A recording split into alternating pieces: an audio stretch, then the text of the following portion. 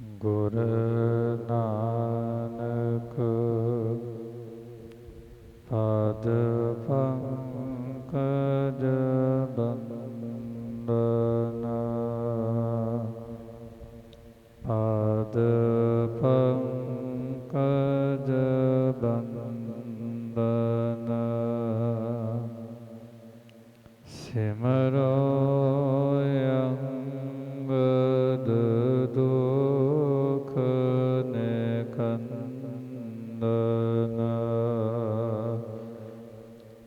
ਗੁਰ ਅਮਰਦਾਸ ਹਿਰਦੈ ਨਿਤ ਧਿਆਵੋ ਹਿਰਦੈ ਨਿਤ ਧਿਆਵੋ ਗੁਰ ਰਾਮਦਾਸ ਗੁਣ ਗਾਵੋ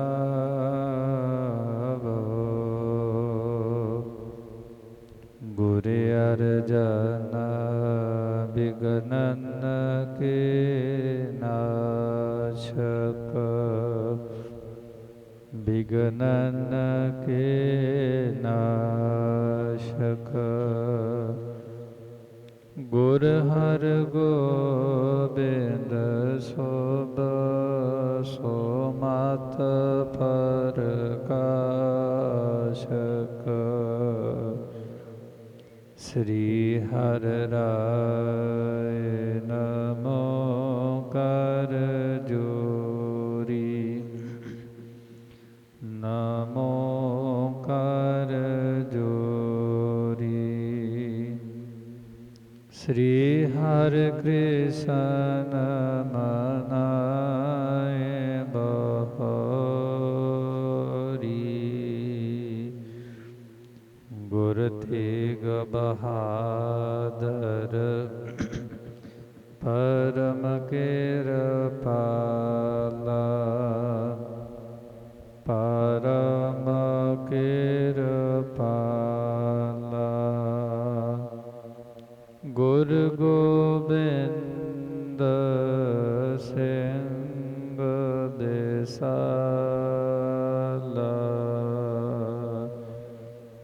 ਏਕ ਓੰਕਾਰ ਸਤਿਗੁਰੂ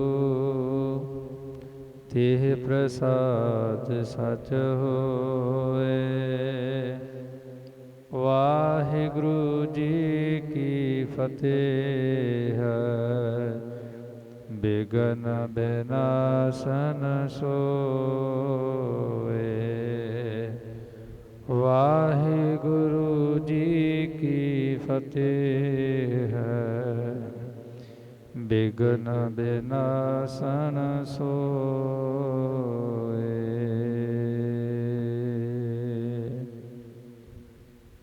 ਪਰਮ ਸਨਮਾਨਯੋਗ ਹਾਜ਼ਰਾ ਹਜ਼ੂਰ ਜਹਰਾ ਜਹੂਰ ਪਤਿਤ ਪਾਵਨ ਭਗਤ ਵਛਲ ਰਾਜਾਨ ਰਾਜ ਭਾਨਾਨ ਭਾਣ ਦੇਵਾਨ ਦੇਵ ਉਪਮਾ ਮਹਾਨ ਦਸਾਂ ਗੁਰੂਆਂ ਦੇ ਰੱਬੀ ਸਵਰੂਪ ਧੰਨ ਧੰਨ ਸਾਹਿਬ ਸ੍ਰੀ ਗੁਰੂ ਗ੍ਰੰਥ ਸਾਹਿਬ ਜੀ ਮਹਾਰਾਜ। ਉਹਨਾਂ ਦੀ ਪਾਕ ਹਜ਼ੂਰੀ ਅੰਦਰ ਜੁੜ ਬੈਠੀ ਸਾਧ ਸੰਗਤ ਜੀ, ਵਡਭਾਗੇ ਹਾਂ ਜੋ ਸੰਧਿਆ ਦੇ ਦੀਵਾਨਾਂ ਦੇ ਸਮੇਂ ਧੰਨ ਸਾਹਿਬ ਸ੍ਰੀ ਗੁਰੂ ਤੇਗ ਬਹਾਦਰ ਜੀ ਮਹਾਰਾਜ ਉਹਨਾਂ ਦੇ ਮੁਕੱਦਸ ਸਥਾਨ ਗੁਰਦੁਆਰਾ ਸ੍ਰੀ ਕੋਠਾ ਸਾਹਿਬ ਵਿਖੇ ਸੱਜ ਬੈਠੇ ਹਾਂ। ਜੋ ਪਿਛਲੇ ਕੁਝ ਸਮੇਂ ਤੋਂ ਇਤਿਹਾਸ ਦੀ ਲੜੀਵਾਰ ਕਥਾ ਪ੍ਰਾਰੰਭ ਕੀਤੀ ਗਈ ਸੀ। ਭਾਈ ਸਾਹਿਬ ਭਾਈ ਗੁਰਦਾਸ ਜੀ ਗੁਰਮਤ ਦੇ ਵੇਦ ਵਿਆਸ ਆਪਣੀ ਕਲਮ ਤੋਂ ਲਿਖਦੇ ਨੇ, ਬਾਬੇ ਭੀਖ ਬਣਾਇਆ ਉਦਾਸੀ ਕੀ ਰੀਤ ਚਲਾਈ, ਚੜਿਆ ਸੋਧਨ ਧਰਤ ਲੁਕਾਈ। ਐਸੇ ਦੀਨ ਦਇਆਲ ਸਤਿਗੁਰ ਪਾਤਸ਼ਾਹ, ਬੇਦੀ ਕੁਲ ਦੇ ਦੀਪਕ, ਧੰਨ ਧੰਨ ਸਾਹਿਬ ਸ੍ਰੀ ਗੁਰੂ ਨਾਨਕ ਦੇਵ ਜੀ ਮਹਾਰਾਜ, ਜਿਨ੍ਹਾਂ ਦੀਆਂ ਕੀਤੀਆਂ ਹੋਈਆਂ 4 ਉਦਾਸੀਆਂ ਦਾ ਸਾਧ ਸੰਗਤ ਜੀ ਆਪਾਂ ਇਤਿਹਾਸ ਸਰਵਣ ਕਰ ਰਹੇ ਹਾਂ।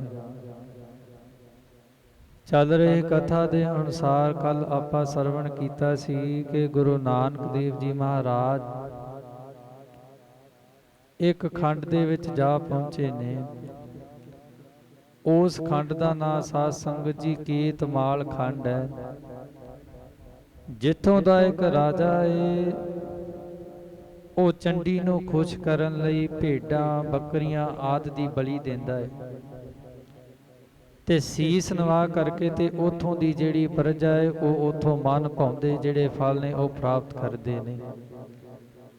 ਹੁਣ ਗੁਰੂ ਨਾਨਕ ਦੇਵ ਜੀ ਮਹਾਰਾਜ ਭਾਈ ਬਾਲਾ ਤੇ ਭਾਈ ਮਰਦਾਨਾ ਜੀ ਉਸ ਸਥਾਨ ਤੇ ਜਾ ਕਰਕੇ ਬੈਠੇ ਨੇ। ਭਾਈ ਬਾਲਾ ਜੀ ਨੂੰ ਤੇ ਭਾਈ ਮਰਦਾਨਾ ਜੀ ਨੂੰ ਸਾਧ ਸੰਗਤ ਜੀ ਗੁਰੂ ਨਾਨਕ ਦੇਵ ਜੀ ਮਹਾਰਾਜ ਉਸ ਸਥਾਨ ਤੇ ਬੈਠੇ ਦੇਖ ਰਹੇ ਨੇ। ਭਾਈ ਬਾਲਾ ਤੇ ਭਾਈ ਮਰਦਾਨਾ ਜੀ ਆਪਣੀਆਂ ਹੀ ਗੱਲਾਂ ਦੇ ਵਿੱਚ ਰੁੱਝੇ ਹੋਏ ਨੇ, ਕਿਉਂਕਿ ਭਾਈ ਬਾਲਾ ਜੀ ਨੂੰ ਬਲੀ ਦੇਣ ਲਈ ਖੜਿਆ ਹੈ ਤੇ ਉਹ ਜਿਹੜੇ ਲੋਕ ਸੋਚ ਰਹੇ ਨੇ ਕਿ ਸਾਨੂੰ ਇਹਦੇ ਤੋਂ ਵੱਡਾ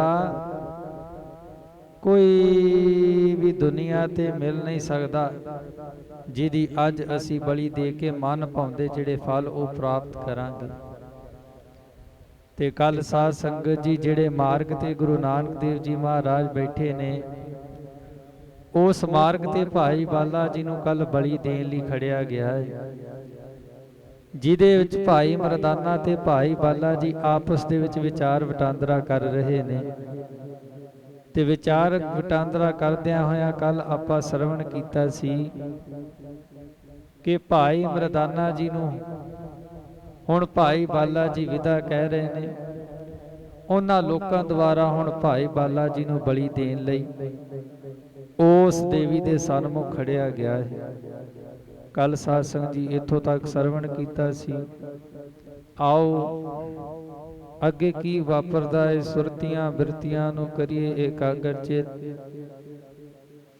ਝੁਕਾਈਏ ਸੀਸ, ਬੁਲਾਈਏ ਫਤਿਹ, ਨਿਮਰਤਾ ਦੇ ਘਰ ਦੇ ਵਿੱਚ ਆਈਏ, ਰਸਨਾ ਨੂੰ ਕਰੀਏ ਪਵਿੱਤਰ। ਆਖੋ ਵਾਹਿਗੁਰੂ ਜੀ ਕਾ ਖਾਲਸਾ, ਵਾਹਿਗੁਰੂ ਜੀ ਕੀ ਫਤਿਹ। ਖੈਚ ਲਈ ਇੱਕ ਮਨੁਜ ਕਿਰਪਾਨਾ, ਚਮਕੀ ਦੇਖ ਡਰਿਓ ਮਰਦਾਨਾ। ਸੰਗ ਰਹਿਣ ਵਾਰੋ ਪ੍ਰਭ ਤੇਰੇ, ਰੱਖਿਆ ਆਪ ਕਰੋ ਇਸ ਬੇਰੇ। ਜਦੋਂ ਭਾਈ ਬਾਲਾ ਜੀ ਨੂੰ ਬਲੀ ਦੇਣ ਲਈ ਖੜਿਆ ਗਿਆ ਹੈ ਤੇ ਜਿਹੜਾ ਬਲੀ ਦੇਣ ਵਾਲਾ ਆਦਮੀ ਹੈ ਉਹਨੇ ਆਪਣੀ ਮਿਆਨ ਦੇ ਵਿੱਚੋਂ ਤਲਵਾਰ ਕੱਢੀ ਹੈ ਤੇ ਜਦੋਂ ਸਾਧ ਸੰਗਤ ਦੀ ਚਮਕਦੀ ਹੋਈ ਤਲਵਾਰ ਉਸ ਆਦਮੀ ਨੇ ਮਿਆਨ ਵਿੱਚੋਂ ਕੱਢੀ ਹੈ ਤੇ ਭਾਈ ਮਰਦਾਨਾ ਜੀ ਉਸ ਚਮਕਦੀ ਹੋਈ ਤਲਵਾਰ ਨੂੰ ਦੇਖ ਕੇ ਡਰਿਆ ਹੈ। ਸੰਗ ਰਹਿਣ ਵਾਰੋ ਪ੍ਰਭ ਤੇਰੇ, ਰੱਖਿਆ ਆਪ ਕਰੋ ਇਸ ਬੇਰੇ। ਤੇ ਹੁਣ ਮਰਦਾਨਾ ਕਹਿ ਰਿਹਾ ਏ ਤੇ ਮਨ ਦੇ ਵਿੱਚ ਅਰਦਾਸ ਕਰ ਰਿਹਾ ਏ, ਕਹਿੰਦੇ ਨੇ ਕਿ ਹੇ ਪ੍ਰਭੂ ਜੀ, ਅਸੀਂ ਤਾਂ ਤੇਰੇ ਨਾਲ ਰਹਿਣ ਵਾਲੇ ਹਾਂ, ਹੁਣ ਤੂੰ ਸਾਡੀ ਰੱਖਿਆ ਕਰਨਾ ਕਰ। ਸਾਡੇ ਤੇ ਇਹ ਜਿਹੜਾ ਕਸ਼ਟ ਆਣ ਬਣਿਆ ਏ, ਆਪ ਹੀ ਕਿਰਪਾ ਕਰਕੇ ਇਸ ਨੂੰ ਟਾਲਣਾ ਕਰੋ। ਤੇਹ ਛਿਨ ਕ੍ਰੋਧ ਕਾਲ ਕਾਕੜ ਕੀ, ਪੀਰ ਪੂਰ ਮੇਲੇ ਕੀ ਪੜਕੀ। ਤੇ ਜਦੋਂ ਇਹ ਕਾਰਜ ਕਰਨ ਲਈ ਸਾਧ ਸੰਗਤ ਜੀ ਆਰੰਭਤਾ ਹੋਈ ਹੈ, ਕਵੀ ਜੀ ਲਿਖਦੇ ਨੇ ਕਿ ਉਸ ਸਮੇਂ ਜਿਹੜੀ ਮੰਦਰ ਦੇ ਵਿੱਚ ਕਾਲਕਾ ਏ ਉਹ ਬੜੇ ਜ਼ੋਰਦਾਰ ਬੋਲਾਂ ਦੇ ਵਿੱਚ ਕੜਕ ਕੇ ਬੋਲੀ ਹੈ। ਤੇ ਜਦੋਂ ਸਾਧ ਸੰਗਤ ਜੀ ਅਜਿਹਾ ਵਾਪਰਿਆ ਏ, ਉਸ ਸਥਾਨ ਤੇ ਵੱਡੀ ਜਿਹੜੀ ਭੀੜ ਉਹ ਆ ਕਰਕੇ ਇਕੱਠੀ ਹੋ ਗਈ ਹੈ। ਪ੍ਰਗਟੀ ਚੰਡ ਪ੍ਰਚੰਡ ਭਿਆਨਾ, ਤੇ ਨਰ ਕਰਤੇ ਸ਼ੀਨ ਕਿਰਪਾਨਾ। ਭਿਆਨਕ ਰੂਪ ਵਾਲੀ ਵੱਡੀ ਚੰਡੀ ਜਿਹੜੀ ਉਹ ਪ੍ਰਗਟ ਹੋਈ ਹੈ।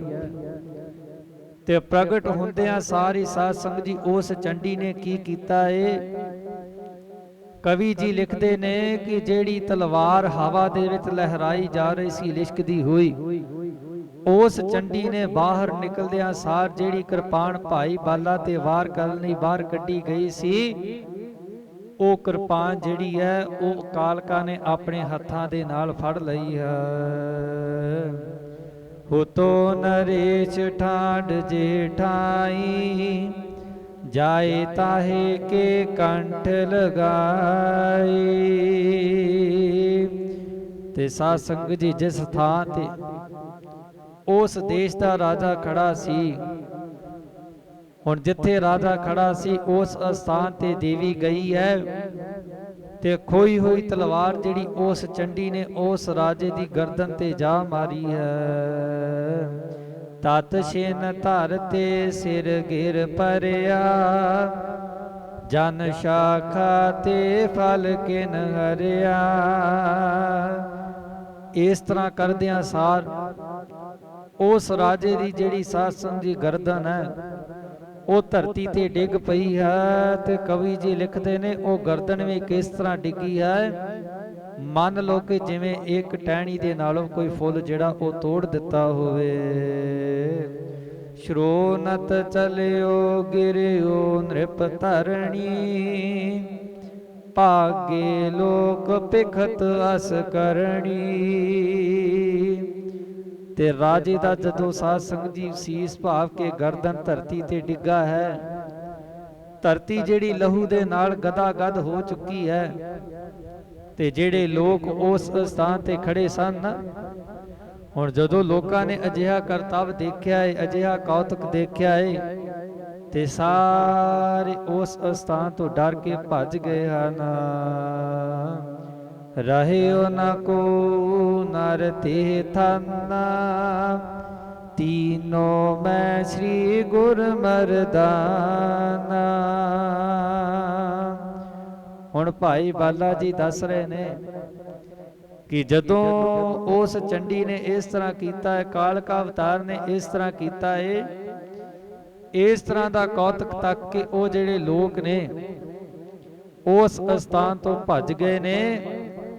ਕੇਵਲ ਤੇ ਕੇਵਲ ਹੁਣ ਉਸ ਸਥਾਨ ਤੇ ਮੈਂ ਭਾਵ ਕੇ ਭਾਈ ਬਾਲਾ ਜੀ, ਭਾਈ ਮਰਦਾਨਾ ਜੀ ਤੇ ਗੁਰੂ ਨਾਨਕ ਦੇਵ ਜੀ ਮਹਾਰਾਜ ਉੱਥੇ ਰਹਿ ਗਏ ਸਨ। ਤੇ ਛਿਨ ਸ੍ਰੀ ਚੰਡੀ ਕੇ ਸਾਥਾ, ਬਚਨ ਪਣਿਓ ਇਸ ਬਿਦ ਜਗਨਾਥਾ। ਹੁਣ ਗੁਰੂ ਨਾਨਕ ਦੇਵ ਜੀ ਮਹਾਰਾਜ ਉਸ ਚੰਡੀ ਦੇ ਪਾਸ ਗਏ ਨੇ, ਉਸ ਕਾਲਕਾ ਦੇ ਪਾਸ ਗਏ ਨੇ। ਤੇ ਕਾਲਕਾ ਦੇ ਪਾਸ ਜਾ ਕੇ ਜਗਤ ਦੇ ਮਾਲਕ ਨੇ ਪੁੱਛਿਆ ਏ ਕਿ ਚੰਡੀ, ਇਹ ਤਾਂ ਤੇਰਾ ਸੇਵਕ ਸੀ, ਇਹ ਤਾਂ ਤੇਰੀ ਰੋਜ਼ ਭਾਵਨਾ ਦੇ ਨਾਲ ਸੇਵਾ ਕਰਦਾ ਸੀ, ਤੇ ਰੋਜ਼ਾਨਾ ਆਪਣੀ ਖੁਸ਼ੀ ਦੇ ਲਈ ਤੇਰੇ ਪਾਸੋਂ ਚੰਗੇ ਵਾਰ ਪ੍ਰਾਪਤ ਕਰਨ ਲਈ ਕਿਸੇ ਨਾ ਕਿਸੇ ਦੀ ਬਲੀ ਦਿੰਦਾ ਸੀ। ਭੂਪਤ ਸੇਵਕ ਹੁਤੋ ਤੁਮਾਰਾ, ਬਾਲੇ ਕੋ ਬਚਾਏ ਸੋ ਮਾਰਾ। ਤੇ ਜਿਹੜੇ ਬਾਲੇ ਲਈ ਉਹਨਾਂ ਨੇ ਤਲਵਾਰ ਕੱਢੀ ਸੀ, ਉਹਦੀ ਤੁਸੀਂ ਰੱਖਿਆ ਕਰਕੇ ਤੇ ਉਸ ਰਾਜੇ ਨੂੰ ਤੁਸੀਂ ਕਿਉਂ ਮਾਰਨਾ ਕੀਤਾ ਹੈ।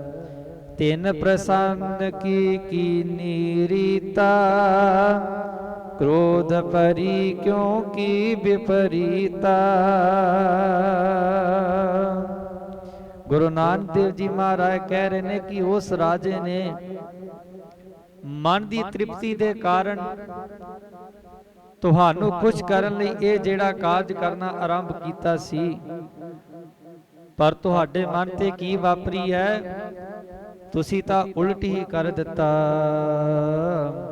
ਤਬ ਸ੍ਰੀ ਚੰਡੀ ਬਚਨ ਉਚਾਰੇ, ਸੁਨ ਸ੍ਰੀ ਨਾਨਕ ਸ਼੍ਰੋਣ ਮਜਾਰੇ। ਜਦੋਂ ਗੁਰੂ ਨਾਨਕ ਦੇਵ ਜੀ ਮਹਾਰਾਜ ਜੀ ਨੇ ਇਹ ਬਚਨ ਕਹੇ ਨੇ, ਉਸ ਚੰਡੀ ਨੇ ਗੁਰੂ ਨਾਨਕ ਦੇਵ ਜੀ ਮਹਾਰਾਜ ਜੀ ਦੇ ਬਚਨ ਬੜੇ ਪਿਆਰ ਦੇ ਨਾਲ ਸੁਣੇ ਨੇ। ਤੇ ਸਾਧ ਸੰਗਤ ਜੀ, ਬਾਅਦ ਚ ਉਸ ਚੰਡੀ ਨੇ ਗੁਰੂ ਨਾਨਕ ਦੇਵ ਜੀ ਮਹਾਰਾਜ ਜੀ ਦੇ ਨਾਲ ਵਾਰਤਾ ਕੀਤੀ ਹੈ। ਤੇ ਉਹ ਚੰਡੀ ਗੁਰੂ ਨਾਨਕ ਦੇਵ ਜੀ ਮਹਾਰਾਜ ਜੀ ਨੂੰ ਕਹਿਣ ਲੱਗੀ ਹੈ ਕਿ ਗੁਰੂ ਜੀ, ਇਹ ਬਚਨ ਤੁਸੀਂ ਜਿਹੜੇ ਮੈਂ ਕਰਨ ਲੱਗੀ ਹਾਂ ਕੰਨਾਂ ਦੇ ਨਾਲ ਸੁਣਨਾ ਕਰੋ।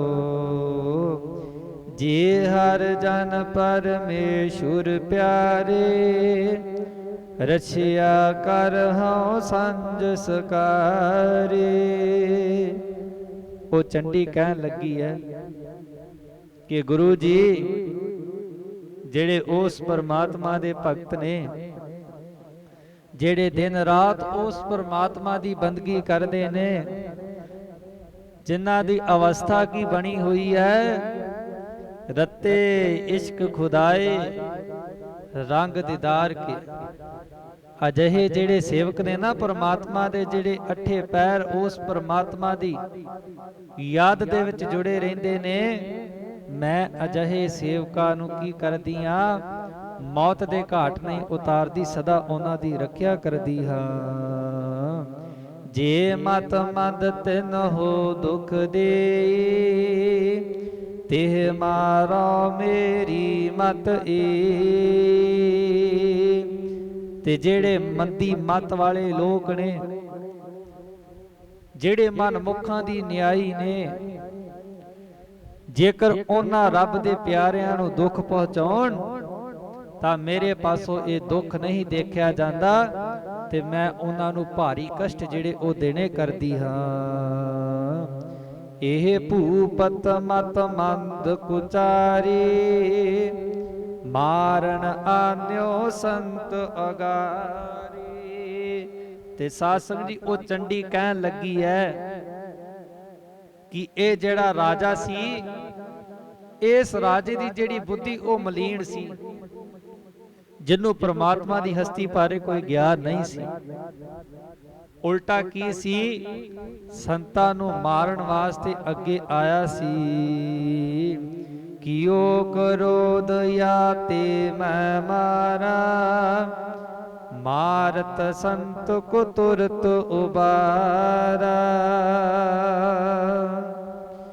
ਮੈਂ ਗੁੱਸਾ ਇਸ ਕਰਕੇ ਕੀਤਾ ਸੀ ਕਿ ਇਹ ਸੰਤ ਰੂਪ ਜਿਹੜਾ ਇੱਕ ਮਨੁੱਖ ਹੈ, ਉਹਦੀ ਬਲੀ ਦੇਣ ਜਾ ਰਹੇ ਨੇ, ਜਿਹਦੇ ਕਾਰਨ ਮੇਰੇ ਮਨ ਦੇ ਵਿੱਚ ਕ੍ਰੋਧ ਆਇਆ ਸੀ, ਜਿਸ ਕਾਰਨ ਮੈਂ ਇਹ ਕਾਰਜ ਜਿਹੜਾ ਕੀਤਾ ਏ। ਤੇ ਮਰਦੇ ਹੋਏ ਸੰਤ ਦੀ ਮੈਂ ਤੁਰੰਤ ਜਿਹੜੀ ਉਹ ਰੱਖਿਆ ਕੀਤੀ ਹੈ। ਆਸ ਕੈ ਲੋਪ ਪਈ ਤਬ ਦੇਵੀ, ਜਗ ਮਾਤਾ ਈਸ਼ਵਰੀ ਅਪੇਵੀ। ਹੁਣ ਜਿਹੜੀ ਜਗਤ ਦੀ ਮਾਤਾ ਸੀ, ਜਿਹਦਾ ਕੋਈ ਭੇਦ ਨਹੀਂ ਪਾ ਸਕਦਾ, ਉਹ ਗੁਰੂ ਨਾਨਕ ਦੇਵ ਜੀ ਮਹਾਰਾਜ ਜੀ ਦੇ ਨਾਲ ਅਜਿਹੇ ਬਚਨ ਕਰਦਿਆਂ ਸਾਧ ਸੰਗਤ ਜੀ ਕਹਿੰਦੇ ਨੇ ਅਲੋਪ ਹੋ ਗਈ ਹੈ। ਬਾਡਿਓ ਨਗਰ ਮੈਂ ਸ਼ੋਕ ਅਪਾਰੀ, ਠਾਰ ਠਾਰ ਰੋਵਹਿ ਨਰ ਨਾਰੀ। ਹੁਣ ਉਸ ਰਾਜੇ ਦੀ ਮੌਤ ਕਾਰਨ ਜਿਹੜੇ ਰਾਜ ਦੇ ਲੋਕ ਨੇ ਉਹ ਸਾਧ ਸੰਗਤ ਜੀ ਵਿਰਲਾਪ ਕਰ ਰਹੇ ਨੇ।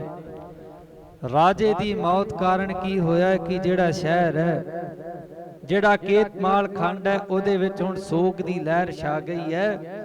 ਤੇ ਜਿਹੜੇ ਉਸ ਰਾਜੇ ਦੀ ਪ੍ਰਜਾ ਦੇ ਲੋਕ ਨੇ, ਉਹ ਸਾਰੇ ਭਾਵੇਂ ਮਰਦ ਨੇ, ਭਾਵੇਂ ਇਸਤਰੀਆਂ ਨੇ, ਭਾਵੇਂ ਬਜ਼ੁਰਗ ਨੇ, ਉਹ ਸਾਰੇ ਸਾਧ ਸੰਗਤ ਦੀ ਵਿਰਲਾਪ ਦੇ ਵਿੱਚ ਉੱਚੀ ਉੱਚੀ ਰੋ ਰਹੇ ਸਨ। ਕੀ ਵਿਚਾਰ ਜੇ ਹੁਤੇ ਸਿਆਨੇ, ਗਹੇ ਜੋ ਕਲਾਵਾਨ ਮਨ ਜਾਣੇ। ਹੁਣ ਜਿਹੜੇ ਤੇ ਗਿਆਨਵਾਨ ਮਨੁੱਖ ਸਨ, ਜਿਨ੍ਹਾਂ ਦੇ ਮਨ ਦੇ ਵਿੱਚ ਗਿਆਨ ਸੀ, ਉਹ ਤਾਂ ਸਾਧ ਸੰਗਤ ਜੀ ਵਿਰਲਾਪ ਨਹੀਂ ਕਰ ਰਹੇ ਸਨ, ਉਹ ਮਨ ਦੇ ਵਿੱਚ ਵਿਚਾਰ ਕਰ ਰਹੇ ਸਨ ਕਿ ਇਹ ਜਿਹੜੇ ਲੋਕ ਬਲੀ ਲਈ ਫੜੇ ਗਏ ਸਨ, ਇਹ ਤਾਂ ਕੋਈ ਰੱਬ ਦੇ ਪਿਆਰੇ ਚੰਗੇ ਭਗਤ ਸਨ। ਆਏ ਸਭ ਹੀ ਤਬ ਧਰ ਭਾਉ, ਸ੍ਰੀ ਗੁਰ ਕੋ ਲਖ ਲੀਨ ਪ੍ਰਭਾਉ। ਤੇ ਸਾਰੇ ਉਸ ਸਮੇਂ ਗੁਰੂ ਨਾਨਕ ਦੇਵ ਜੀ ਮਹਾਰਾਜ ਜੀ ਦੇ ਪ੍ਰਤੀ ਮਨ ਦੇ ਵਿੱਚ ਸਾਧ ਸੰਗਤ ਜੀ ਸ਼ਰਧਾ ਧਰ ਕੇ ਆਏ ਨੇ, ਤੇ ਸਾਰਿਆਂ ਨੇ ਗੁਰੂ ਨਾਨਕ ਦੇਵ ਜੀ ਮਹਾਰਾਜ ਜੀ ਦੇ ਚਰਨਾਂ ਤੇ ਆਪਣਾ ਸੀਸ ਹੈ ਜਿਹੜਾ ਉਹ ਝੁਕਾਉਣਾ ਕੀਤਾ ਹੈ।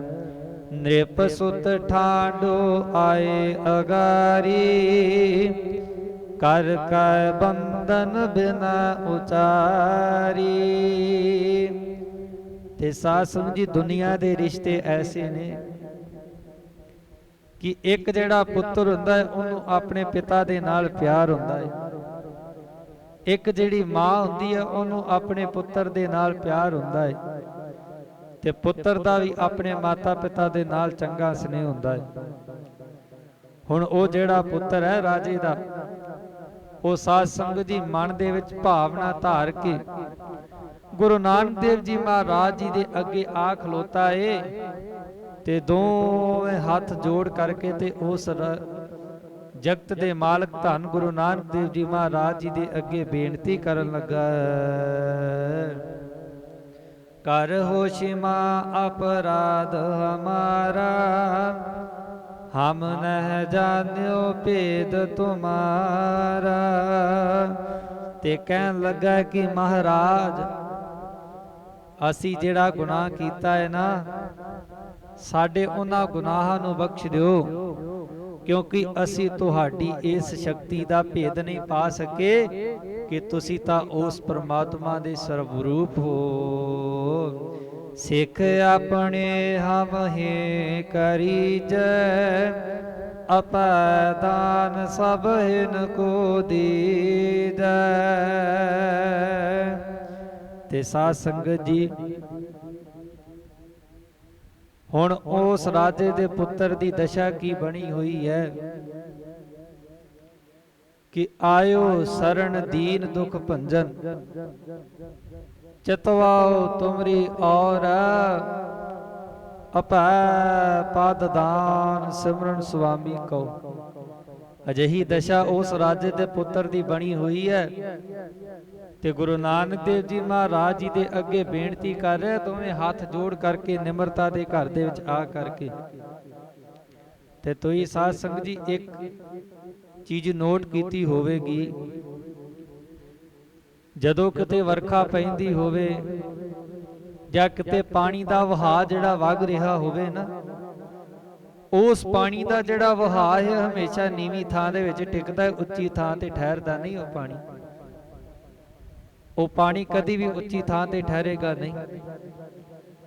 ਇਸੇ ਤਰ੍ਹਾਂ ਸਾਧ ਸੰਗਤ ਜੀ ਜਿਹੜਾ ਮਨ ਹੈ ਨਾ, ਜੇਕਰ ਇਸ ਨੂੰ ਆਪਾਂ ਨੀਵਾਂ ਕਰ ਲਈਏ, ਨਿਮਰਤਾ ਦੇ ਘਰ ਦੇ ਵਿੱਚ ਆ ਜਾਈਏ, ਤੇ ਸਾਡੇ ਵੀ ਜਿਹੜੇ ਮਨ ਦੇ ਵਿਸ਼ੇ ਵਿਕਾਰ ਨੇ ਉਹ ਸਾਧ ਸੰਗਤ ਜੀ ਕੱਟੇ ਜਾਣਗੇ। ਪਰ ਗੱਲ ਹੈ ਮਨ ਨੂੰ ਨਿਮਾਣਾ ਕਰਕੇ ਜੇਕਰ ਆਪਾਂ ਗੁਰੂ ਦੀ ਬਾਣੀ ਨੂੰ ਮਨ ਦੇ ਵਿੱਚ ਟਿਕਾਵਾਂਗੇ। ਇਹ ਸੱਚ ਹੈ ਸਾਧ ਸੰਗਤ ਜੀ ਕਿ ਨੀਵੀਂ ਥਾਂ ਤੇ ਹਮੇਸ਼ਾ ਜਿਹੜੀ ਚੀਜ਼ ਹੈ ਉਹ ਟਿਕ ਜਾਂਦੀ, ਸਮਾ ਜਾਂਦੀ ਉਹਦੇ ਵਿੱਚ, ਤੇ ਜਿਹੜੀ ਹਮੇਸ਼ਾ ਤਗੜੀ ਚੀਜ਼ ਹੈ ਨਾ ਉਹਦੇ ਤੇ ਕੋਈ ਵੀ ਚੀਜ਼ ਟਿਕਦੀ ਨਹੀਂ।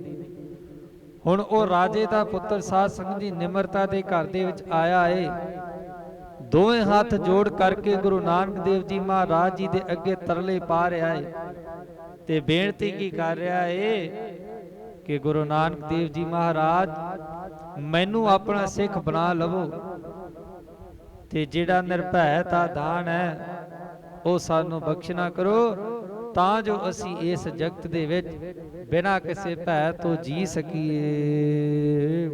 ਸੋਨਤ ਬਿਨ ਹੋਆ ਗਏ ਕਿਰਪਾਲਾ, ਆਪਨ ਦਿਆ ਉਪਦੇਸ਼ ਵਿਸਾਲਾ। ਤੇ ਸਾਧ ਸੰਗਤ ਜੀ ਗੁਰੂ ਦਾ ਸੁਭਾਅ ਕਿਸ ਤਰ੍ਹਾਂ ਦਾ ਹੈ? हमरो सुभाव सदा सद भूलन, तुमरो बिरद पतत उदाहरण। साध संगत जी गुरु का सुभाव ऐसा है। धन गुरु ग्रंथ साहिब जी महाराज जी दे विच जिहड़ी गुरुआं दी जोत है, जिहड़ी भगतां दी जोत है, जिहड़ी भट्टां दी जोत है, जिहड़ी गुरसिखां दी जोत है, उन्हां 35 महापुरखां दा साध संगत जी सुभाव किस तरह दा है। असी संसारी जीव किसे ते साध संगत जी परोपकार करिए ना,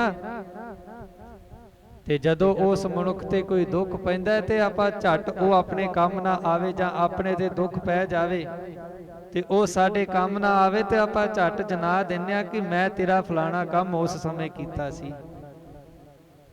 जदों साध संगत जी आपां परोपकार करके किसे ते दस दिंदे आ जां जना दिंदे आ ना, ते सच करके जाणियो वो साडा परोपकार नहीं रह जांदा, वो तां एक दुनिया दी फॉर्मैलिटी जी बन जांदी। जेकर आपां दान करके किसी नूं सुनावांगे नहीं, जेकर आपां गुप्त दान करके गुरु दे दर ते आके अरदास करांगे, साध संगत जी वो दिता होया दान दूना बनेगा साडे कोल। हुण इस तरह साध संगत जी अवस्था की है उस राजे दे पुत्र दी। गुरु नानक देव जी महाराज जी दे पास आया है ते गुरु नानक देव जी महाराज जी दा सुभाव किस तरह दा है कि हमरो सुभाव सदा सद भूलन, तुमरो बिरद पतत उदाहरण। साध संगत जी परमात्मा दा सुभाव ऐसा है कि जेड़े पतत भाव के खोटी मत वाले भी लोग ने, गुरु नानक दी बाणी उन्हां नूं निर्मल करन वाली है ते शरण आया नूं बख्शण वाली। ऐसा बिरद है मेरे धन गुरु नानक देव जी महाराज जी दा। हुण ओ राजे दा पुत्र साध संगत जी गुरु नानक देव जी महाराज जी दी शरण दे विच जदों आया है ते आ करके जदों बेनती कीती है, गुरु नानक देव जी महाराज जी ने निमरता वाले बचन उस राजे दे पुत्र दे सुने ने, ते गुरु नानक देव जी महाराज जी दा जिहड़ा हिरदा एक मोम की तरह पिघलिया है। एक प्यो ते पुत्र दा प्यार देखा नहीं गया साध संगत जी। ते गुरु नानक देव जी महाराज दया दे घर दे विच आए ने ते उस राजे दे पुत्र नूं विशाल जिहड़ी उपदेश ओ बख्शिश कीते हन। सतनाम को सिमरण करनो, संत सेव महहित उच धरनो। ते राजे नूं कहन लगे ने कि सदा सतनाम दा जाप करना है ते संतां दी सेवा जिहड़ी है वो पूरी लगन दे नाल तुसी करनी है। कोई भी संत तुहाडे इस नगर दे विच आवे उस नूं खाली नहीं मोड़ना, उल्टा दान दे करके ओदियां झोलियां भर के ते ओदे पासों असीस प्राप्त करनी। गुरु नानक देव जी महाराज जी ने जदों ऐसा साध संगत जी उपदेश उस राजे दे पुत्र नूं दिता, भूपत दाहु बहुर करवायो, सिंहासन निप सुत बैठायो। हुण उस राजे दे पुत्र ने गुरु नानक देव जी महाराज जी दे बचन मन के भाणा मन्निया। ऐसी गुरु नानक देव जी महाराज जी की कृपा हुई है कि उस राजे ने गुरु नानक देव जी महाराज जी दे बचन सुनदियां सार उस राजे का साध संगत जी संस्कार करवाया है ते राज गद्दी दे उपर हुण उस राजे दे पुत्र नूं बिठा दिता गया है। दोहरा नाम धर्म जस राखियो, राज तिलक को दे। ते जदों उस राजकुमार पाप के राजे दे पुत्र नूं तिलक लगाया गया है, राज गद्दी ते बिठाया गया है, ते साध संगत जी उपदेश की दिता गया है राजे दे वल्लों कि हमेशा जिहड़ा धर्मी लोक है ओदी तुसी रखिया करनी है, ते जिहड़ा अधर्मी परमात्मा तो टुटिया होया है ओदा तुसी संग नहीं करना। सुंदर धर्मशाला रचे, कीरत तहां करे। उस राजे दे पुत्र ने हुण अपने राज दे विच भाव के केतमाल खंड दे विच एक सुंदर साध संगत जी धर्मशाला बनवाई है, ਜਿੱਥੇ ਹੁਣ ਦਿਨ ਰਾਤ ਉਸ ਪਰਮਾਤਮਾ ਦੀ ਕੀਰਤੀ ਦੇ ਵਿੱਚ ਲੋਕ ਜੁੜ ਕਰਕੇ ਬੈਠਦੇ ਨੇ ਤੇ ਸਾਧ ਸੰਗਤ ਜੀ ਪ੍ਰਮਾਤਮਾ ਤੋਂ ਮਨ ਭਾਉਂਦੇ ਜਿਹੜੇ ਫਲ ਉਹ ਪ੍ਰਾਪਤ ਕਰਦੇ ਹਨ। ਸਵਈਆ ਮਨ ਨੀਵਸ ਜੀਵ ਰਖੋ ਆਪਣਾ, ਸਤਨਾਮ ਨਿਰੰਤਰ ਹੀ ਲਿਵ ਲਾਵੋ। ਤੇ ਹੁਣ ਕਵੀ ਜੀ ਲਿਖਦੇ ਨੇ ਕਿ ਜਿਹੜਾ ਮਨ ਹੈ ਸਾਧ ਸੰਗਤ ਜੀ, ਇਹ ਮਨ ਇੰਦਰੀਆਂ ਦੇ ਅਧੀਨ ਹੈ। ਇਹ ਮਨ ਬਸ ਦੇ ਵਿੱਚ ਨਹੀਂ ਆ ਸਕਦਾ। ਵਿਚਾਰ ਬਣਦੇ ਕਿਸ ਤਰ੍ਹਾਂ ਨੇ, ਵਿਚਾਰ ਉਪਜਦੇ ਕਿਸ ਤਰ੍ਹਾਂ ਨੇ। ਸਾਧ ਸੰਗਤ ਜੀ ਜਿਹੜੀ ਗੱਲ ਸਾਡੇ ਮਨ ਦੇ ਵਿੱਚ ਆਵੇਗੀ ਨਾ ਕਿ ਅਸੀਂ ਆਹ ਕਾਰਜ ਕਰਨਾ ਹੈ, ਉਹ ਸਾਡਾ ਵਿਚਾਰ ਬਣ ਕੇ ਤੇ ਸਾਡੇ ਮਾਈਂਡ ਨੂੰ ਜਿਹੜੀ ਹੈ ਉਹ ਡਾਇਰੈਕਸ਼ਨ ਦੇਵੇਗਾ। ਤੇ ਹੁਣ ਕਵੀ ਜੀ ਕਹਿ ਰਹੇ ਨੇ ਕਿ ਇਹ ਜਿਹੜਾ ਮਨ ਹੈ, ਜਿਹੜਾ ਇੰਦਰੀਆਂ ਦੇ ਅਧੀਨ ਹੋ ਕੇ ਕਰਮ ਕਰਦਾ ਹੈ ਨਾ, ਇਸ ਮਨ ਨੂੰ ਤੁਸੀਂ ਨੀਵਾਂ ਰੱਖਣਾ ਕਰੋ। ਤੇ ਜਿਹੜਾ ਸਤਨਾਮ ਭਾਵ ਕੇ ਨਾਸ਼ ਤੋਂ ਰਹਿਤ ਪਰਮਾਤਮਾ ਦਾ ਨਾਮ ਹੈ, ਸਦਾ ਉਹਦੇ ਨਾਲ ਆਪਣੀ ਜਿਹੜੀ ਲਿਵ ਹੈ ਉਹ ਜੋੜਨਾ ਕਰੋ। ਇਸ਼ਨਾਨ ਤੇ ਦਾਨ ਕਰੋ ਸੁਖ ਪਾਵੋ, ਮੈਂ ਚਿਤ ਲਾਵੋ ਕੀਰਤ ਗਾਵੋ। ਇਸ਼ਨਾਨ ਦਾਨ ਕਰਕੇ ਉਸ ਪਰਮਾਤਮਾ ਦੀ ਭਗਤੀ ਦੇ ਵਿੱਚ ਜੁੜ ਕਰਕੇ ਤੇ ਸੁੱਖਾਂ ਦੀ ਜਿਹੜੀ ਪ੍ਰਾਪਤੀ ਉਹ ਤੁਸੀਂ ਕਰਨਾ ਕਰੋ। ਸਤ ਸੰਗਤ ਸੋ ਨਿਤ ਭਾਉ ਧਰੋ, ਤਿਨ ਸੰਗਮ ਮੈਂ ਨਿਤ ਕਾਲ ਬਿਤਾਵਹੁ। ਤੇ ਹਮੇਸ਼ਾ ਸਤ ਸੰਗਤ ਦੇ ਵਿੱਚ ਜੁੜਨਾ ਹੈ। ਸਤ ਸੰਗਤ ਦੇ ਵਿੱਚ ਜਾ ਕਰਕੇ ਉਸ ਪਰਮਾਤਮਾ ਦੀ ਕੀਰਤੀ ਨੂੰ ਸੁਣਨਾ ਹੈ। ਤੇ ਸਾਧ ਸੰਗਤ ਜੀ ਕਵੀ ਜੀ ਦੱਸਦੇ ਨੇ ਜਿਹੜੇ ਸੁਣਦੇ ਨੇ ਉਹ ਫਿਰ ਇਹ ਜਿਹੜਾ ਭਵਜ ਰੂਪੀ ਸੰਸਾਰ ਸਾਗਰ ਹੈ ਉਹਦੇ ਤੋਂ ਨਾਮ ਰੂਪੀ ਮਲਾਹ ਦਾ ਸਹਾਰਾ ਲੈ ਕੇ ਤਰ ਜਾਂਦੇ ਨੇ।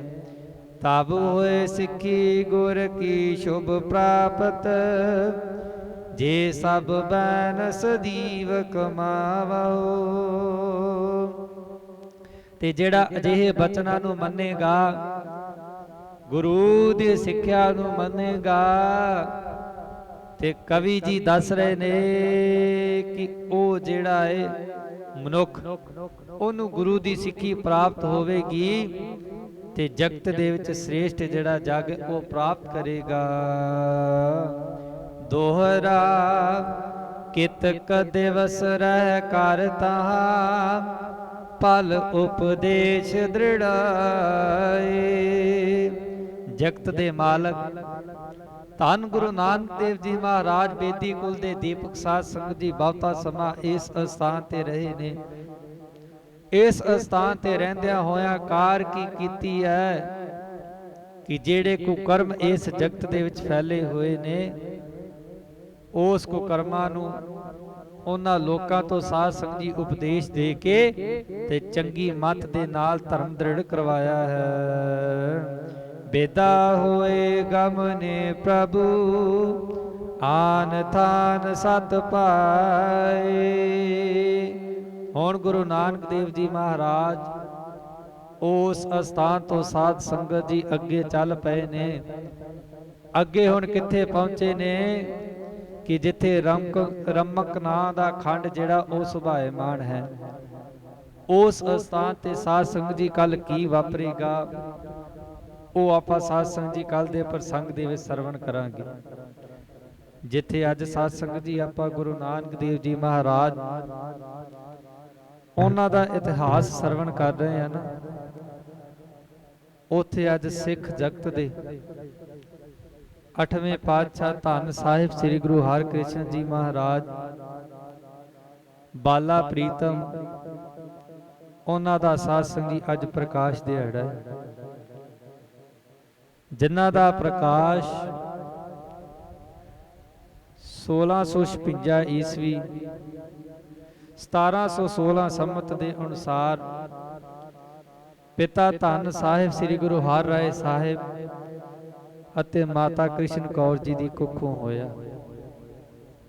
ਤੇ ਸਾਧ ਸੰਗਤ ਜੀ ਗੁਰੂ ਗ੍ਰੰਥ ਸਾਹਿਬ ਜੀ ਮਹਾਰਾਜ ਜੀ ਦੀ ਬਾਣੀ ਭਲਾ ਕੀ ਕਹਿੰਦੀ? ਕਹਿੰਦੇ ਧੰਨ ਧੰਨ ਪਿਤਾ, ਧੰਨ ਧੰਨ ਸੋ ਕੁਲ, ਧੰਨ ਧੰਨ ਸੋ ਜਨਨੀ, ਜਿਨ ਗੁਰੂ ਜਣਿਆ ਮਾਏ। ਧੰਨ ਹੈ ਅਜਿਹਾ ਪਿਤਾ, ਧੰਨ ਹੈ ਅਜਿਹੀ ਕੁਲ, ਧੰਨ ਹੈ ਅਜਿਹੀ ਜਨਨੀ ਜੀ ਦੀ ਕੁੱਖ ਤੋਂ ਬਾਲਾ ਪ੍ਰੀਤਮ ਧੰਨ ਸਾਹਿਬ ਸ੍ਰੀ ਗੁਰੂ ਹਰਿਕ੍ਰਿਸ਼ਨ ਸਾਹਿਬ ਜੀ ਮਹਾਰਾਜ ਜੀ ਨੇ ਜਨਮ ਧਾਰਿਆ ਹੈ। ਤੇ ਸਾਧ ਸੰਗਤ ਜੀ ਐਸੀਆਂ ਜਿਹੜੀਆਂ ਮਾਤਾਵਾਂ ਨੇ ਉਹ ਧੰਨ ਨੇ ਜਿਨ੍ਹਾਂ ਦੀ ਕੁੱਖੋਂ ਇਹ ਜਿਹੜੇ ਮਹਾਂਪੁਰਖ ਸੰਤ ਜਾਂ ਗੁਰੂ ਪੈਦਾ ਹੁੰਦੇ ਨੇ। ਅੱਜ ਉਹਨਾਂ ਦਾ ਆਪਾਂ 366ਵਾਂ ਜਿਹੜਾ ਸਾਧ ਸੰਗਤ ਜੀ ਪ੍ਰਕਾਸ਼ ਦਿਹਾੜਾ ਮਨਾ ਰਹੇ ਹਾਂ। ਐਸੇ ਦੀਨ ਦਇਆਲ ਸਤਿਗੁਰੂ ਪਾਤਸ਼ਾਹ ਬਾਲਾ ਪ੍ਰੀਤਮ ਸਾਧ ਸੰਗਤ ਜੀ ਕਿਉਂ ਕਿਹਾ ਜਾਂਦਾ ਹੈ? ਕਿਉਂਕਿ ਉਧਰ ਵੇਖਿਆ ਜਾਵੇ ਤੇ ਗੁਰੂ ਅਮਰਦਾਸ ਜੀ ਮਹਾਰਾਜ ਜੀ ਦੀ 94 ਸਾਲ ਦੀ ਆਰਬਲਾ ਹੈ। ਇੰਨੀ ਬਜ਼ੁਰਗ ਆਰਬਲਾ ਦੇ ਵਿੱਚ ਵੀ ਗੁਰਤਾ ਗੱਦੀ ਤੇ ਸੁਭਾਇਮਾਨ ਹੁੰਦੇ ਨੇ। ਤੇ ਇਧਰ ਸਾਧ ਸੰਗਤ ਦੀ 5.5 ਸਾਲ ਦੀ ਆਰਬਲਾ ਹੈ ਗੁਰੂ ਹਰਿਕ੍ਰਿਸ਼ਨ ਮਹਾਰਾਜ ਜੀ ਦੀ। ਤੇ ਦੁਨੀਆ ਦਾ ਜਿਹੜਾ ਤਖਤ ਹੈ ਉਹਦੇ ਤੇ ਸੁਭਾਇਮਾਨ ਹੋਏ ਨੇ। ਹੁਣ ਸਾਧ ਸੰਗਤ ਜੀ ਜਦੋਂ ਪਿਤਾ ਜੀ ਵੱਲੋਂ ਆਪਣੇ ਛੋਟੇ ਪੁੱਤਰ ਧੰਨ ਸਾਹਿਬ ਸ੍ਰੀ ਗੁਰੂ ਹਰਿਕ੍ਰਿਸ਼ਨ ਮਹਾਰਾਜ ਜੀ ਨੂੰ ਗੁਰਤਾ ਗੱਦੀ ਸੌਂਪੀ ਗਈ ਹੈ, ਰਾਮ ਰਾਏ ਦੇ ਮਨ ਦੇ ਵਿੱਚ ਵਿਰੋਧ ਪੈਦਾ ਹੋਇਆ ਹੈ। ਜਿਵੇਂ ਸਾਧ ਸੰਗਤ ਜੀ ਪ੍ਰਿਥੀ ਚੰਦ ਸੀ ਨਾ, ਤੇ ਗੁਰੂ ਰਾਮਦਾਸ ਪਾਤਸ਼ਾਹ ਜੀ ਗੁਰੂ ਅਰਜਨ ਦੇਵ ਜੀ ਮਹਾਰਾਜ ਜੀ ਨੇ ਜਦੋਂ ਗੁਰਤਾ ਗੱਦੀ ਸੌਂਪੀ ਹੈ ਤੇ ਵਿਰੋਧ ਕੀਤਾ ਹੈ। ਇਵੇਂ ਹੀ ਹੁਣ ਜਦੋਂ ਸ੍ਰੀ ਗੁਰੂ ਹਰਿਕ੍ਰਿਸ਼ਨ ਮਹਾਰਾਜ ਜੀ ਨੂੰ ਗੁਰਤਾ ਗੱਦੀ ਸੌਂਪੀ ਗਈ ਹੈ ਤੇ ਰਾਮ ਰਾਏ ਨੇ ਵਿਰੋਧ ਕੀਤਾ ਹੈ। ਔਰੰਗਜ਼ੇਬ ਦੇ ਪਾਸ ਜਾ ਕਰਕੇ ਸਾਧ ਸੰਗਤ ਜੀ ਬੜੀਆਂ ਮਨ ਘੜਤ ਗੱਲਾਂ ਕੀਤੀਆਂ ਨੇ। ਤੇ ਇਤਿਹਾਸਕਾਰ ਲਿਖਦੇ ਨੇ ਕਿ 72 ਜਿਹੜੀਆਂ ਕਰਾਮਾਤਾਂ ਨੇ ਉਹ ਰਾਮ ਰਾਏ ਨੇ ਜਾ ਕਰਕੇ ਦਿੱਲੀ ਦੇ ਵਿੱਚ ਦਿਖਾਈਆਂ ਨੇ। ਤੇ ਧੰਨ ਸਾਹਿਬ ਸ੍ਰੀ ਗੁਰੂ ਹਰਿਕ੍ਰਿਸ਼ਨ ਜੀ ਮਹਾਰਾਜ ਆਪਣੇ ਪਿਤਾ ਦੇ ਜਿਹੜੇ ਕੀਤੇ ਹੋਏ ਬਚਨ ਨੇ ਉਹਨਾਂ ਦੇ ਪੱਕੇ ਸਨ। ਹੁਣ ਸਾਧ ਸੰਗਤ ਜੀ ਸੰਗਤਾਂ ਦੇ ਮਨ ਦੇ ਵਿੱਚ ਦੁਚਿੱਤੀ ਪਈ ਹੈ। ਗੁਰਤਾ ਗੱਦੀ ਜਦੋਂ ਸ੍ਰੀ ਗੁਰੂ ਹਰਿਕ੍ਰਿਸ਼ਨ ਸਾਹਿਬ ਜੀ ਮਹਾਰਾਜ ਜੀ ਨੂੰ ਨਹੀਂ ਨਾ ਮਿਲੀ ਤੇ ਸ੍ਰੀ ਗੁਰੂ ਹਰਿ ਰਾਏ ਸਾਹਿਬ ਜੀ ਦਾ ਅੰਤਿਮ ਸਮਾਂ ਨੇੜੇ ਆਇਆ ਹੈ ਤੇ ਸੰਗਤਾਂ ਨੇ ਬੇਨਤੀ ਕੀਤੀ ਹੈ ਕਿ ਅਸੀਂ ਅਗਲੇ ਗੁਰੂ ਨੂੰ ਕਿਵੇਂ ਪਹਿਚਾਨ ਸਕਦੇ ਹਾਂ, ਸਾਨੂੰ ਕਿਵੇਂ ਪਤਾ ਲੱਗੇ ਕਿ ਅਗਲਾ ਜਿਹੜਾ ਗੁਰੂ ਨਾਨਕ ਦੀ ਜੋਤ ਦਾ ਵਾਰਸ ਕੌਣ ਹੋਵੇਗਾ। ਗੁਰੂ ਹਰਿ ਰਾਏ ਸਾਹਿਬ ਜੀ ਨੇ ਬਚਨ ਕੀਤੇ ਨੇ ਸਿੱਖਾਂ ਦੇ ਨਾਲ ਤੇ ਸੂਈ ਦਿੱਤੀ ਹੈ ਕਿ ਦੋਵਾਂ ਪੁੱਤਰਾਂ ਦੇ ਜਿਹੜੇ ਪੀੜੇ ਨੇ ਉਹਨਾਂ ਪੀੜਿਆਂ ਦੇ ਵਿੱਚੋਂ ਜਿਹੜੇ ਪਾਵੇ ਦੇ ਵਿੱਚ ਇਹ ਸੂਈ ਖੁੱਭ ਜਾਵੇਗੀ, ਸਮਝ ਲਓ ਕਿ ਉਹ ਤੁਹਾਡਾ ਅਗਲਾ ਗੁਰੂ ਹੈ ਤੇ ਗੁਰੂ ਨਾਨਕ ਦੇਵ ਜੀ ਮਹਾਰਾਜ ਜੀ ਦੀ 8ਵੀਂ ਜੋਤ ਦਾ ਵਾਰਸ ਹੈ। ਸਿੱਖਾਂ ਨੇ ਬਚਨ ਮੰਨੇ ਨੇ। ਅੰਮ੍ਰਿਤ ਵੇਲੇ ਜਦੋਂ ਰਾਮ ਰਾਏ ਆਪਣੇ ਪੀੜੇ ਤੇ ਬੈਠਾ ਹੋਇਆ ਹੈ ਤੇ ਸੰਗਤਾਂ ਚੁੱਪ ਚੁਪੀਤੇ ਗਈਆਂ ਨੇ ਤੇ ਰਾਮ ਰਾਏ ਦੇ ਪੀੜੇ ਦੇ ਸਾਧ ਸੰਗਤ ਜੀ ਪਾਵੇ ਦੇ ਨਾਲ ਸੂਈ ਛਹਾਈ ਹੈ, ਪਰ ਉਹ ਸੂਈ ਜਿਹੜੀ ਉਹ ਪਾਵੇ ਦੇ ਵਿੱਚ ਅੰਦਰ ਨਹੀਂ ਵੜੀ, ਉਹ ਉਸੇ ਤਰ੍ਹਾਂ ਵਾਪਸ ਮੁੜੇ ਨੇ। ਹੁਣ ਬਾਅਦ ਵਿੱਚ ਵਾਰੀ ਆਈ ਹੈ ਬਾਲਾ ਪ੍ਰੀਤਮ ਧੰਨ ਸਾਹਿਬ ਸ੍ਰੀ ਗੁਰੂ ਹਰਿਕ੍ਰਿਸ਼ਨ ਮਹਾਰਾਜ ਜੀ ਦੀ।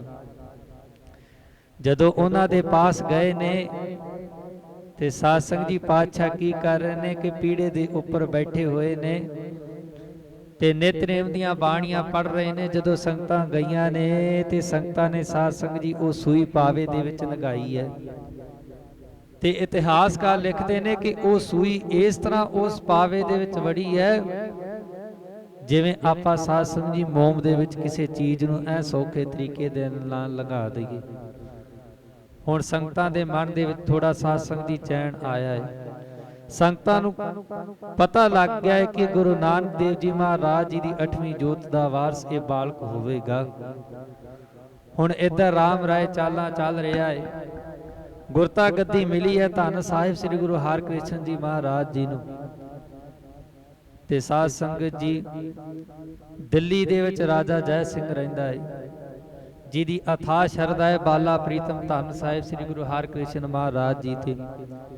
ਹੁਣ ਔਰੰਗਜ਼ੇਬ ਨੇ ਉਹਦੇ ਪਾਸ ਬੇਨਤੀ ਕੀਤੀ ਹੈ कि तेरे बचन मान के गुरु जी साडे पास आ जाणगे। चिट्ठी लिख के बाला प्रीतम दे पास कली उस राजा जय सिंह जी दे कोल।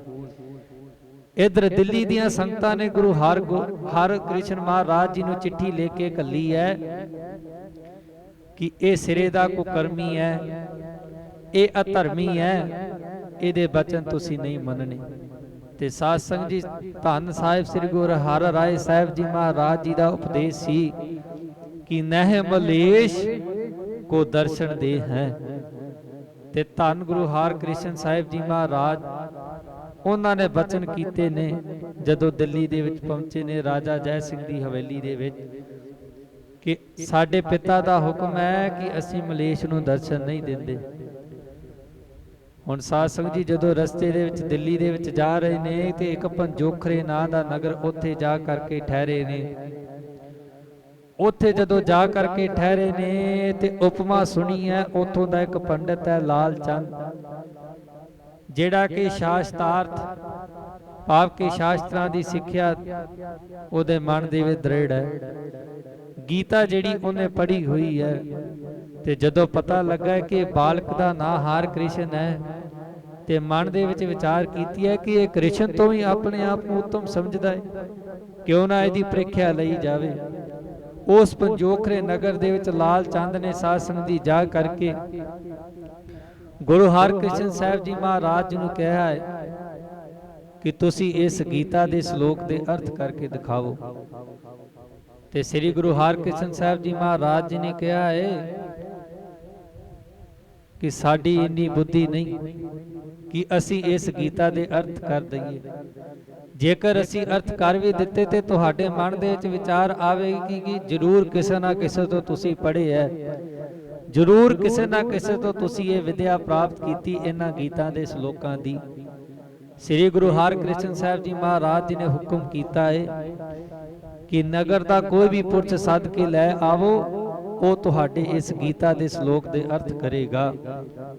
ਤੇ ਸਾਧ ਸੰਗਤ ਜੀ ਸਮੇਂ ਦੇ ਹਾਕਮਾਂ ਨੇ ਕੀ ਕੀਤਾ, ਉਸ ਲਾਲ ਚੰਦ ਦਾ ਹੁਕਮ ਮੰਨ ਕੇ ਇੱਕ ਛੱਜੂ ਨਾਂ ਦਾ ਜਿਹੜਾ ਰੁਲਿਆ ਗੁਲਿਆ ਜਾਂ ਮਨੁੱਖ ਹੈ ਸਾਧ ਸੰਗਤ ਜੀ, ਜਿਹਨੂੰ ਕੰਨਾਂ ਤੋਂ ਸੁਣਦਾ ਨਹੀਂ, ਜਿਹੜਾ ਪਾਟੇ ਹੋਏ ਵਸਤਰਾਂ ਦੇ ਵਿੱਚ ਨਗਰ ਦੇ ਵਿੱਚ ਰਹਿੰਦਾ ਹੈ, ਤੇ ਉਹ ਲਿਆ ਕਰਕੇ ਲਾਲ ਚੰਦ ਦੀ ਕਚਹਿਰੀ ਦੇ ਵਿੱਚ ਖੜਾ ਕੀਤਾ ਹੈ। ਹੁਣ ਗੁਰੂ ਨਾਨਕ ਦੇਵ ਜੀ ਮਹਾਰਾਜ ਜੀ ਦੀ 8ਵੀਂ ਜੋਤ श्री हरकृष्ण महाराज जी ने जदों ओदे सिर ते छड़ी रखी है ना, ऐसी कृपा हुई है कि साध संगत जी जिन्हों कन्ना तो सुनदा नहीं रुलिया गुलिया मनुख है, उन्हें जदों गीता दे अर्थ कीते ने ते ओदी जय जयकार होण लगी। ते ओ लाल चंद हंकारी पंडित श्री गुरु हरकृष्ण महाराज जी दे चरनी ढह पिया ते श्री हरकृष्ण महाराज जी दा सिख बनिया। ਹੁਣ ਉਸ ਪੰਜੋਖਰੇ ਨਗਰ ਤੋਂ ਗੁਰੂ ਹਰਕ੍ਰਿਸ਼ਨ ਸਾਹਿਬ ਜੀ ਮਹਾਰਾਜ ਦਿੱਲੀ ਦੇ ਵਿੱਚ ਜਾ ਕਰਕੇ ਪਹੁੰਚੇ ਨੇ। ਤੇ ਜਦੋਂ ਦਿੱਲੀ ਦੇ ਵਿੱਚ ਸਾਧ ਸੰਗਤ ਜੀ ਪਹੁੰਚੇ ਨੇ ਤੇ ਰਾਜਾ ਜੈ ਸਿੰਘ ਦਾ ਜਿਹੜਾ ਬੰਗਲਾ ਉੱਥੇ ਜਾ ਕਰਕੇ ਡੇਰਾ ਕੀਤਾ ਹੈ, ਜਿੱਥੇ ਅੱਜ ਗੁਰਦੁਆਰਾ ਸ੍ਰੀ ਬੰਗਲਾ ਸਾਹਿਬ ਬਣਿਆ ਹੋਇਆ ਹੈ। ਹੁਣ ਰਾਜਾ ਜੈ ਸਿੰਘ ਦਾ ਸਾਧ ਸੰਗਤ ਜੀ ਉਹਨੂੰ ਗੁਰੂ ਦੀ ਹਸਤੀ ਦਾ ਪਤਾ ਸੀ। ਹੁਣ ਉਸ ਰਾਜੇ ਦੀ ਜਿਹੜੀ ਰਾਣੀ ਹੈ ਉਹਦੇ ਮਨ ਦੇ ਵਿੱਚ ਵੀ ਵਿਚਾਰ ਆਈ ਹੈ ਕਿਉਂ ਨਾ ਮੈਂ ਵੀ ਇਹਦੀ ਪਰਖ ਕਰ ਲਵਾਂ, ਜਿਹੜਾ ਆਪਣੇ ਆਪ ਨੂੰ ਗੁਰੂ ਖਵਾਉਂਦਾ ਹੈ ਇੰਨੀ ਛੋਟੀ ਆਰਬਲਾ ਦੇ ਵਿੱਚ। ਉਹ ਰਾਣੀ ਸਾਧ ਸੰਗਤ ਜੀ ਗੋਲੀਆਂ ਵਾਲੇ ਬਸਤਰ ਧਾਰ ਕੇ ਆਈ ਹੈ ਤੇ ਗੋਲੀਆਂ ਦੇ ਵਿੱਚ ਬੈਠੀ ਹੈ। ਤੇ ਸ੍ਰੀ ਗੁਰੂ ਹਰਕ੍ਰਿਸ਼ਨ ਮਹਾਰਾਜ ਜੀ ਨੇ ਐਸੀ ਪ੍ਰਮਾਤਮਾ ਦੀ ਕਿਰਪਾ ਹੋਈ ਕਿ ਉਸ राजे दी रानी ते सिर ते छड़ी रख के ते उस रानी दी पहचान कर लई। ते साहिब श्री गुरु हरकृष्ण महाराज जी साध संगत जी जो ऐसे कौतक कीते ने ते ओ रानी गुरु हरकृष्ण महाराज जी दी सिख बनी। हुण इधर साध संगत जी दिल्ली दे विच चेचक दा रोग फैल चुका है, जिहदे कारण बहुत सारे लोग पीड़ित ने। जरा जरा दिल्ली दा जिहड़ा ओ चेचक दी बीमारी दे कारण पीड़ित है। हुण जिहड़ा भी श्री गुरु हरकृष्ण महाराज जी दी शरण दे विच आउंदा है ना, ते साध संगत श्री गुरु हरकृष्ण जी महाराज उन्होंने चरना दी पौल बख्शिश करदे ने ते ओ दिल्ली दे लोग हौली हौली ठीक हुंदे गए ने। हुण जदों साध संगत जी श्री गुरु हरकृष्ण महाराज जी दे शरीर ते आप चेचक की बीमारी फैली है। ਤੇ ਸ੍ਰੀ ਗੁਰੂ ਹਰਕ੍ਰਿਸ਼ਨ ਮਹਾਰਾਜ ਜੀ ਨੇ ਇੱਕ ਚਬੱਚਾ ਨੇੜੇ ਬਣਿਆ ਹੋਇਆ ਹੈ, ਉਹਦੇ ਵਿੱਚ ਸਾਧ ਸੰਗਤ ਜੀ ਆਪਣੇ ਜਿਹੜੇ ਚਰਨ ਪਾਏ ਨੇ, ਤੇ ਜਿਹੜਾ ਵੀ ਉਸ ਜਲ ਦਾ ਸਾਧ ਸੰਗਤ ਜੀ ਸੇਵਨ ਕਰਦਾ ਸੀ, ਇਤਿਹਾਸਕਾਰ ਲਿਖਦੇ ਨੇ ਕਿ ਉਹ ਦਿੱਲੀ ਦੇ ਵਿੱਚ ਸਾਧ ਸੰਗਤ ਜੀ ਰਾਜੀ ਹੋ ਜਾਂਦਾ ਸੀ। ਹੁਣ ਜਦੋਂ ਹਰਕ੍ਰਿਸ਼ਨ ਮਹਾਰਾਜ ਜੀ ਦਾ ਅੰਤਿਮ ਸਮਾਂ ਨੇੜੇ ਆਇਆ ਹੈ, ਤੇ ਸ੍ਰੀ ਗੁਰੂ ਹਰਕ੍ਰਿਸ਼ਨ ਜੀ ਮਹਾਰਾਜ ਜੀ ਨੇ ਜਮਨਾ ਦੇ ਕੰਢੇ ਹੱਥ ਦੇ ਵਿੱਚ ਨਰੀਅਲ ਲੈ ਕਰਕੇ 5 ਪੈਸੇ ਫੜ ਕੇ ਤੇ ਬਾਹ ਜਿਹੜੀ ਉਹ 3 ਵਾਰੀ ਹਵਾ ਦੇ ਵਿੱਚ ਲਹਿਰਾਈ ਹੈ, ਤੇ ਬਚਨ ਕੀਤੇ ਨੇ, ਬਾਬਾ ਬਸੇ ਗ੍ਰਾਮ ਬਕਾਲੇ, ਬਾਨ ਗੁਰ ਸਭ ਸਿੱਖ ਸੰਗਤ ਸੰਭਾਲੇ। ਭਾਵ ਕਿ ਸੰਗਤਾਂ ਨੂੰ ਉਦੇਸ਼ ਕਰ ਦਿੱਤਾ ਹੈ ਕਿ ਅਗਲਾ ਜਿਹੜਾ ਗੁਰੂ ਨਾਨਕ ਦੀ ਜੋਤ ਦਾ ਵਾਰਸ ਹੈ, ਉਹ ਬਾਬੇ ਬਕਾਲੇ ਦੇ ਵਿੱਚ ਵਸਦਾ ਏ, ਜਿਹੜਾ ਸਾਰਿਆਂ ਦਾ ਗੁਰੂ ਬਣ ਕੇ ਤੇ ਆਪਣੇ ਸਿੱਖਾਂ ਦੀ ਸੰਭਾਲ ਕਰੇਗਾ। ਅਜਿਹੇ ਬਚਨ ਕਰਕੇ ਗੁਰੂ ਹਰਕ੍ਰਿਸ਼ਨ ਸਾਹਿਬ ਜੀ ਮਹਾਰਾਜ ਸਾਧ ਸੰਗਤ ਜੀ ਜੋਤੀ ਜੋਤ ਸਮਾਏ ਨੇ। ਅੱਜ ਉਹਨਾਂ ਗੁਰੂਆਂ ਦਾ ਸਾਧ ਸੰਗਤ ਜੀ ਆਪਾਂ ਪ੍ਰਕਾਸ਼ ਪੁਰਬ ਮਨਾ ਰਹੇ ਹਾਂ। ਤੇ ਸਾਧ ਸੰਗਤ ਜੀ ਆਪਾਂ ਰੋਜ਼ਾਨਾ ਆਪਣੀ ਅਰਦਾਸ ਦੇ ਵਿੱਚ ਇੱਕ ਬਚਨ ਪੜ੍ਹਦੇ ਹਾਂ। ਉਹ ਬਚਨ ਕੀ ਹੈ ਕਿ ਜਿਹੜਾ ਇਸ ਬਾਲਾ ਪ੍ਰੀਤਮ ਨੂੰ ਧਿਆਉਂਦਾ ਏ, ਜਿਹੜਾ ਭੈ ਭਾਵਨੀ ਦੇ ਨਾਲ ਮਨ ਦੇ ਵਿੱਚ ਚਿਤਵਦਾ ਏ, ਉਸ ਮਨੁੱਖ ਦੇ ਸਾਰੇ ਜਿਹੜੇ ਦੁੱਖ ਨੇ ਉਹ ਦੂਰ ਹੋ ਜਾਂਦੇ ਨੇ। ਪਰ ਹੁੰਦੇ ਕਿੱਦਾਂ ਨੇ? ਜਿਹੜਾ ਧਿਆਨ ਧਰਦਾ ਇਹਨਾਂ ਦੇ ਦਰਸ਼ਨਾਂ ਦਾ। ਆਓ ਸਾਧ ਸੰਗਤ ਜੀ ਉਸ ਬਾਲਾ ਪ੍ਰੀਤਮ ਧੰਨ ਸਾਹਿਬ ਸ੍ਰੀ ਗੁਰੂ ਹਰਕ੍ਰਿਸ਼ਨ ਸਾਹਿਬ ਜੀ ਮਹਾਰਾਜ ਜੀ ਦਾ ਧਿਆਨ ਧਰਦੇ ਹੋਏ ਬਚਨ ਪੜ੍ਹੀਏ। ਉਸ ਤੋਂ ਬਾਅਦ ਸਮਾਪਤੀ ਹੈ। ਸ੍ਰੀ ਹਰਿ ਕ੍ਰਿਸ਼ਨ ਧਿਆਈਐ, ਸ੍ਰੀ ਹਰਿ ਕ੍ਰਿਸ਼ਨ ਧਿਆਈਐ,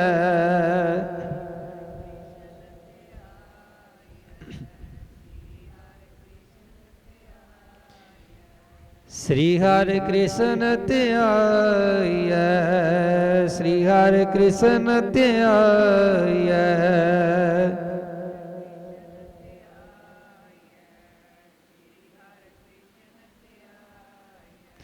ਜਿਸ ਡਿਠੇ ਸਭ ਦੁਖ ਜਾਏ, ਜਿਸ ਡਿਠੇ ਸਭ ਦੁਖ ਜਾਏ,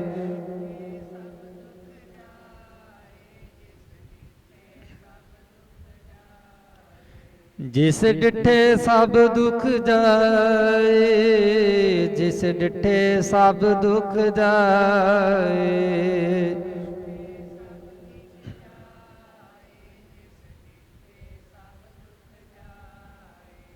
ਸ੍ਰੀ ਹਰਿ ਕ੍ਰਿਸ਼ਨ ਧਿਆਈਐ, ਸ੍ਰੀ ਹਰਿ ਕ੍ਰਿਸ਼ਨ ਧਿਆਈਐ,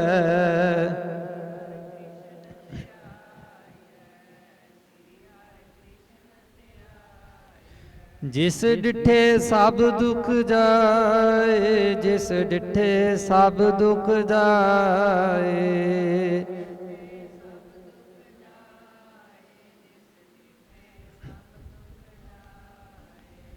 ऐसे गुर को बल बल जाइए, ऐसे गुर को बल बल जाइए,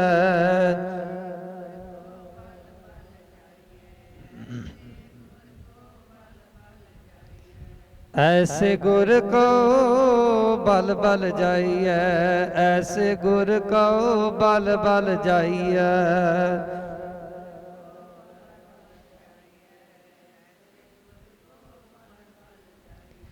आप मुकत मोह तारे, आप मुकत मोह तारे,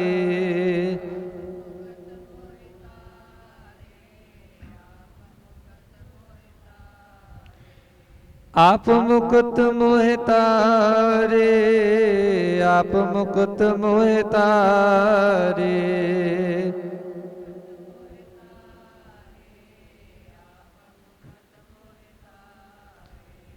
ऐसे गुर को बल बल जाइए, ऐसे गुर को बल बल जाइए,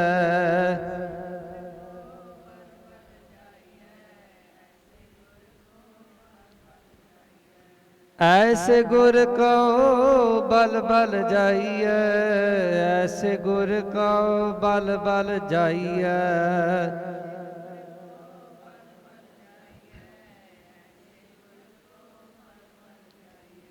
आप मुकत मोहे तारे, आप मुकत मोहे तारे।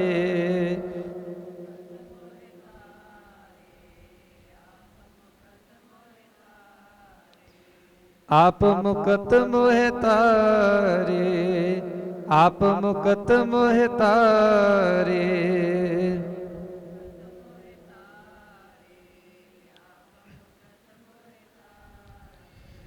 श्री हरि कृष्ण त्याय, श्री हरि कृष्ण त्याय।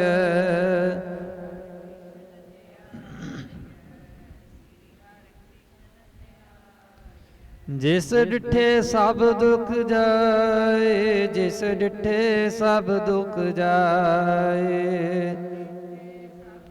जाए जिस डिठे सब दुख जाए। वाहिगुरु जी का खालसा, वाहिगुरु जी की फतेह।